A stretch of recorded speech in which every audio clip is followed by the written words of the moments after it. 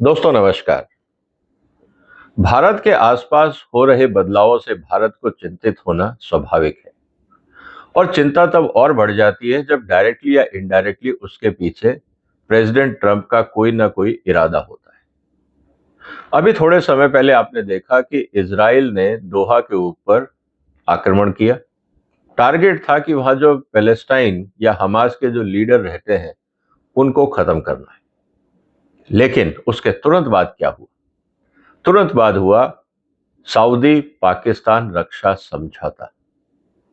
अचानक ये डेवलपमेंट की जरूरत क्यों पड़ गई, इसको समझना बहुत जरूरी है। दोस्तों आज हम इसी की चर्चा करेंगे और इसमें विस्तार से देखेंगे कि आफ्टर ऑल सऊदी पाकिस्तान रक्षा समझौते में टारगेट कौन है और क्या इससे भारत पे कुछ असर होने वाला है। इसकी विस्तार से आज हम चर्चा करेंगे और निवेदन है कि आप इस वीडियो को पूरा देखें। दोस्तों सबसे इंपॉर्टेंट बात जो हमारे सामने आज ये है कि इजराइल ने दोहा पे आक्रमण किया। पूरा का पूरा जो मिडिल ईस्ट है वो सिर्फ घोषणाएं करता रहा, मीटिंग्स करता रहा, लेकिन इसके आगे कुछ कर नहीं पाया। और मैंने एक वीडियो बनाया था, अगर आपने देखा हो, उसमें मैंने साफ साफ ये कहा था कि मिडिल ईस्ट शोर मचाने के अलावा कुछ कर नहीं सकता। उसका कारण दोस्तों बहुत सिंपल है। अमेरिका के राष्ट्रपति को ये कांग्रेस को गारंटी देनी पड़ती है कि इजराइल सुरक्षित है। इसीलिए आप जब भी देखें कोई भी रक्षा समझौता अमेरिका अगर मिडिल ईस्ट के साथ करता है तो कभी भी वो ऐसी टेक्नोलॉजी किसी भी मिडिल ईस्ट देश को नहीं देगा जिससे इजराइल की सुरक्षा में खतरा हो जाए। ये बात हमें समझनी होगी। जब हम इसकी बात कर रहे हैं इसका मतलब ये है कि चाहे वो एयरक्राफ्ट हो, चाहे मिसाइल्स हो, चाहे डिफेंस सिस्टम्स हो, आपस में एक दूसरे के लिए वो काम आ सकते हैं। लेकिन अगर कोई ये समझे कि हम इतनी एडवांस टेक्नोलॉजी अमेरिका से, यूरोप से ले लेंगे जिससे हम इजराइल को तबाह कर दें, ये संभव ही नहीं है। अमेरिकन कानून इस बात की इजाजत देता ही नहीं है और इस बात की गारंटी लेनी होती है अमेरिका के राष्ट्रपति को कि इजराइल पूर्ण रूप से सुरक्षित है। और अगर लगता है कि इजराइल पे कहीं से कोई खतरा है तो ये अमेरिकन राष्ट्रपति की जिम्मेवारी है कि वो इजराइल की सुरक्षा को सुनिश्चित करे। अगर और हथियार भेजने हैं तो भेजे, अगर और कोई फंड भेजना है तो भेजें, और कोई कार्रवाई करनी है तो करें। इसका मतलब ये है कि जो सऊदी पाकिस्तान समझौता जो हुआ है उससे इजराइल को कोई खतरा नहीं है। दूसरी तरफ पाकिस्तान और सऊदी के बीच में जो डिस्टेंस है, और ये कहा गया कि एक दूसरे पे अगर हमला होता है तो हम ये मानेंगे कि अगर किसी एक पे हमला होता है तो दूसरे पे हमला माना जाएगा। अब सऊदी अरेबिया पे हमला कौन करेगा? सऊदी अरेबिया पे हमला ज्यादा से ज्यादा अगर कोई कर सकता है तो वो है ईरान या यमन की तरफ से हौती जो है, जो टेररिस्ट ग्रुप्स, वो कर सकते हैं। अब सवाल इस बात का है कि क्या सऊदी अरेबिया को पाकिस्तान हेल्प कर पाएगा? क्योंकि जितने हथियार सऊदी को चाहिए उसके पास इतना पैसा है कि वो अमेरिका से, यूरोप से, रशिया से, जहां से चाहे खरीद सकता है। तो एक बैंकरप्ट कंट्री जिसके पास अपनी फौज के लिए पैसा नहीं है वो सऊदी को क्या हेल्प देगा? पहली बात। दूसरा, क्या वो अपनी फौजें भेजेगा वहां पे? ये कहा गया कि भाई हम एक दूसरे का साथ देंगे। क्या पाकिस्तानी फौज जाके सऊदी अरेबिया से लड़ेगी किसी और देश के खिलाफ? क्योंकि ईरान और सऊदी के बीच में बॉर्डर तो है नहीं। रही बात यमन की, तो क्या यमन में पाकिस्तान अपनी फौजें भेजेगा? इलॉजिकल लगता है। कहने का मतलब यह है कि इस समझौते का सीधी सी जहां तक बात है, इजराइल से तो कोई वास्ता है नहीं। अब रही बात कि ईरान से क्या संबंध होगा। अगर किसी भी तरह से सऊदी और ईरान के बीच में लड़ाई होती है, ये बात सऊदी अरेबिया अच्छी तरह जानता है, अमेरिका अच्छी तरह जानता है कि जितनी भी रिफाइनरीज हैं, जितने भी क्रिटिकल इंफ्रास्ट्रक्चर हैं, जितने भी सऊदी अरेबिया के पोर्ट्स हैं और पाइपलाइंस हैं, सब के सब ईरान की मिसाइल्स की रेंज में है। जब ईरान इजराइल पे अटैक कर सकता है और वहां पे डैमेज कर सकता है तो सऊदी अरेबिया तो मुश्किल से 100 किलोमीटर। ऐसी स्थिति के अंदर क्या सऊदी अरेबिया ईरान से झगड़ा करने के मूड में होगा कि उसकी पूरी की पूरी जो एक्सपोर्ट इंडस्ट्री है, मींस ऑयल इंडस्ट्री है, वो बर्बाद हो जाए? ईरान को करना क्या होगा? 100 मिसाइल छोड़ने होंगे और सारी की सारी रिफाइनरीज, सऊदी अरेबिया की सारे पोर्ट्स इमीडिएटली तबाह हो जाएंगे और बंद हो जाएंगे। ऐसी स्थिति में पाकिस्तान का क्या रोल होगा? पाकिस्तान कुछ नहीं कर सकता। इसका मतलब ये है कि अगर हम ये समझ रहे थे कि पाकिस्तान और सऊदी अरेबिया के बीच में जो समझौता है उससे कोई सऊदी अरेबिया को रिलीफ मिलेगा, मुझे तो कहीं से भी नहीं लगता। अब हम गेम को रिवर्स करते हैं। क्या पाकिस्तान ईरान पे या ईरान पाकिस्तान पे हमला करेगा तो सऊदी अरेबिया पाकिस्तान का साथ देगा? हो सकता है, क्योंकि राइवलरी है। लेकिन ईरान पाकिस्तान पे अटैक क्यों करेगा? क्या कोई दुश्मनी है?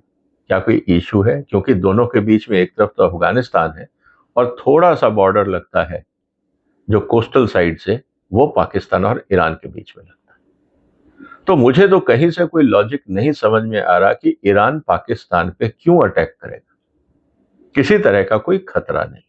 हाँ, अगर कभी ईरान को पाकिस्तान में अटैक करना पड़ा तो या तो अमेरिकन बेसिस में करेगा, या अगर अमेरिका ने वहां से कोई मिसाइल छोड़ी या अपना एयर बेस बनाया तो अपनी आत्मरक्षा में ईरान पाकिस्तान में उन अमेरिकन अड्डों पे हमला कर सकता है। इसका मतलब ये है कि अगर अमेरिकन हितों पे अटैक होता है तो क्या अमेरिका को या पाकिस्तान को सऊदी अरेबिया की हेल्प चाहिए होगी, या अमेरिका खुद सक्षम है? और ऐसी स्थिति में अगर सऊदी अरेबिया आता है तो क्या ईरान को मौका नहीं मिलेगा सऊदी अरेबिया पे अटैक करने का? तो ऐसी स्थिति में क्या सऊदी अरेबिया पंगा लेगा? मुझे वो भी नहीं लगता। तो अब स्थिति ये है कि बचा कौन?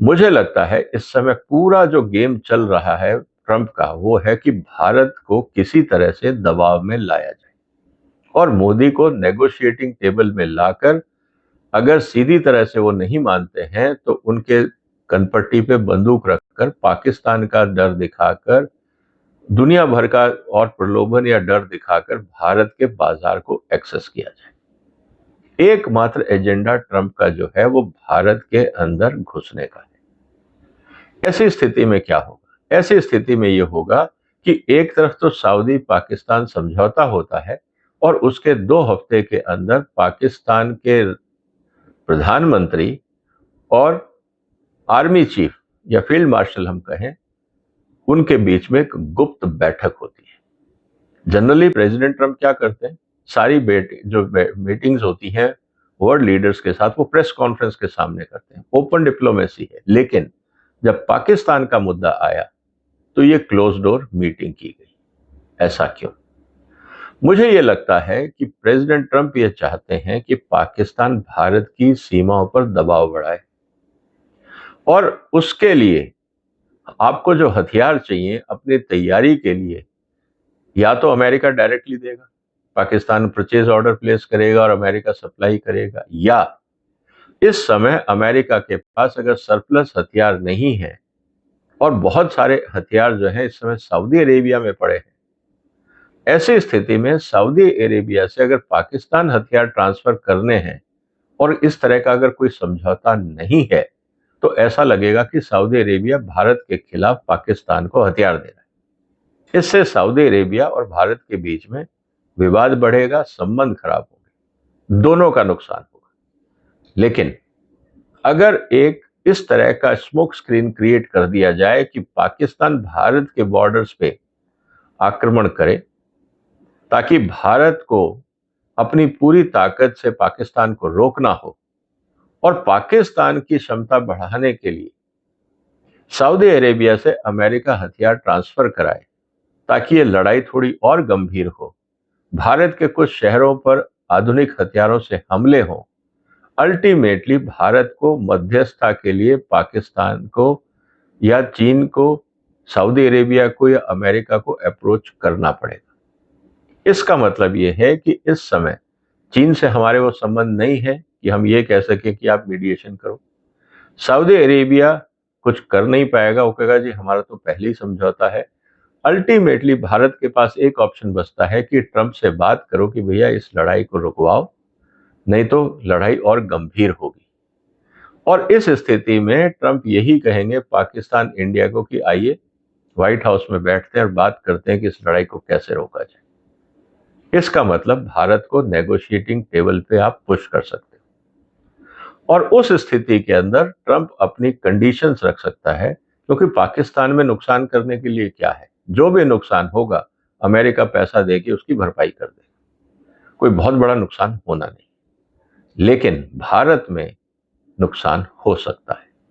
उसको रोकने के लिए भारत सरकार को नेगोशिएटिंग टेबल पे जाना पड़ सकता है। ऐसी स्थिति के अंदर ट्रंप फिर अपने कार्ड खेल के भारत पे दबाव बढ़ा के जो मार्केट एक्सेस चाहिए उसका रास्ता साफ कर सकता है।